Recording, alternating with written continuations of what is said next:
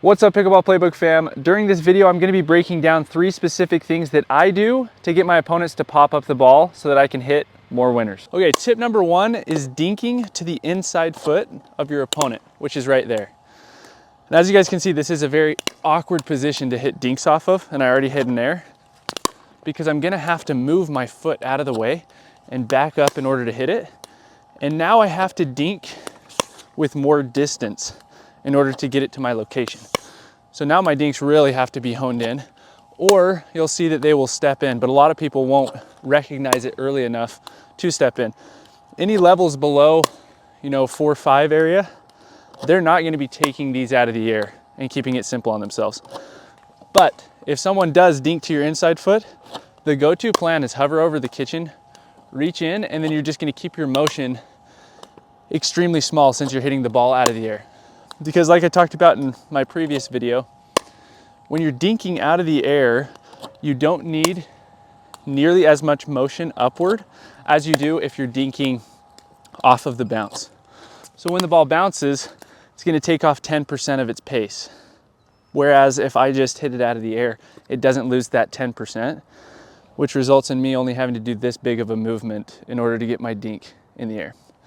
So in order to set up your winner, hit to this inside leg, regardless of if you're hitting to this inside leg and they're hitting a forehand, because even though a forehand is going to be more dominant, they still have to take that step back and then they have to compensate because now they're off the line. And now instead of a normal dink where they're, dinking 5 feet, now they have to dink 7-8 feet. And a lot of the time they'll overcompensate and pop up the ball.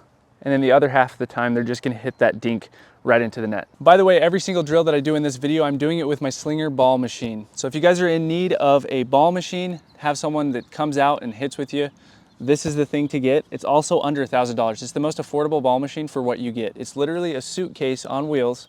You can wheel it out to the court. It's really easy to maneuver and put at whatever setting that you wanna do for dinks, drives, drops, overheads like you guys just saw. And you can also adjust the pace and spin that you're putting on the ball, as well as how fast the feed's coming out. So if you want to get a huge workout, you can put the pace of the feed super fast. If you don't want to get too much of a workout and you just want to work on form, you can turn it way down so that you're getting like 1 ball every 10 seconds, I think is as slow as it goes down to. But if you guys want to pick one of these up, I have a link in the description. It helps to support the channel, so you guys can go click that link and order one. I think that they're currently $100 off. It's not through my link that they're $100 off, but they're just $100 off in general. So if you'd like to support the channel, go ahead and pick one up through that link. So the second situation where you can hit tons of winners is when both your opponents are back, they're scrambling to get back into the point, they're on the baseline, and both you and your partner are up on the non-volley zone line. You guys are on offense, they're on defense. We have the advantage here, they have the disadvantage. Now with this first circumstance, they're lobbing us out wide. Doesn't matter if it's to the forehand side or it's going to my partner's backhand side. They're lobbing us out wide. The further out wide I go, the bigger angle that I can hit on my overheads. Okay, so since I have that big of an angle that I can hit, I have options. I can either go down the line, I can go straight up the middle, I can go at the body of my opponents, or the best option is to just put the ball away simply cross court.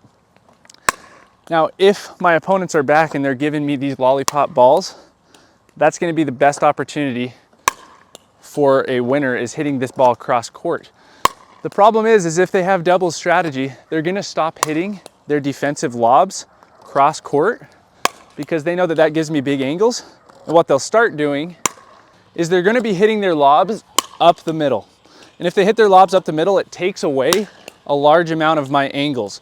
Because if I'm over here hitting overheads, chances are I'm unable to hit an angle that's like that without really hitting the ball.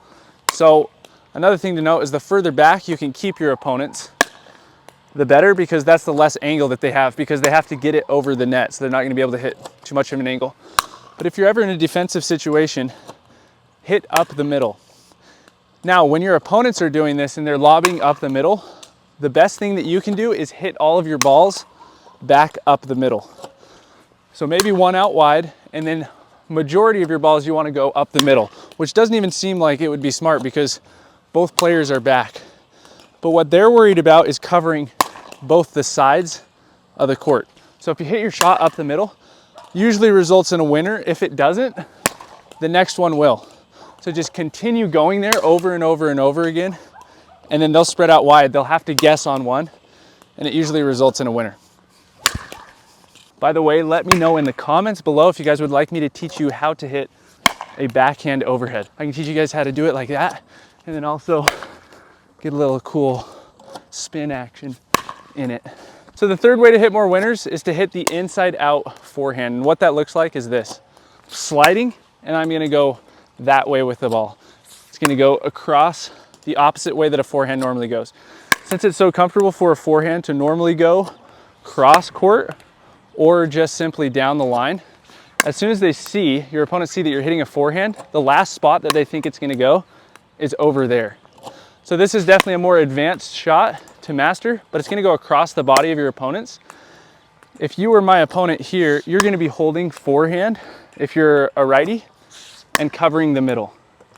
So you're gonna assume that I'm going up the middle and you're gonna be covering it with your forehand.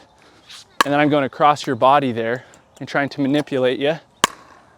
And then you're gonna be really late with your backhand if you do get a paddle on it. Chances are you're not gonna get a paddle on it, and you're just gonna end up, it's gonna end up being just a straight up winner. So this is a really advanced shot, and I don't think it's very beneficial to teach you guys, but I'm gonna teach you guys anyway, just so you guys can at least kind of know how to do it. But if you guys don't know how to hit a forehand volley in general, then I wouldn't suggest practicing this at all. But just for fun, just so you guys know, I'm gonna teach you guys anyway. So you wanna come down, hold your paddle flat like this, come down the flat part of your paddle, and you're gonna put your index knuckle right here, where I'm pointing with my middle finger, giving you guys the bird. You're gonna put that index knuckle right on this flat bevel here. And then you're also going to put your palm pad, the bottom of your palm right here, on that same exact bevel. So that's Eastern forehand. This is the grip that we need for this shot.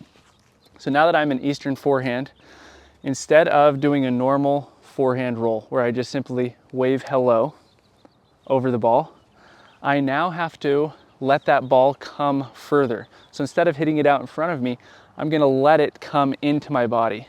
Problem is you have your elbow in the way. So last second, what you have to do is shift to the side. So like I said, this is a really advanced shot. I don't expect you guys to go out there and practice it, but just so you guys can kind of get a taste of it.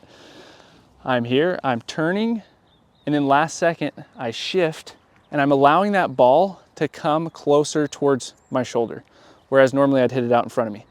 So now that it's close towards my shoulder, I'm then rolling towards my target. I'm going to push outwards with my shoulder and elbow, and then roll over as I wave hello.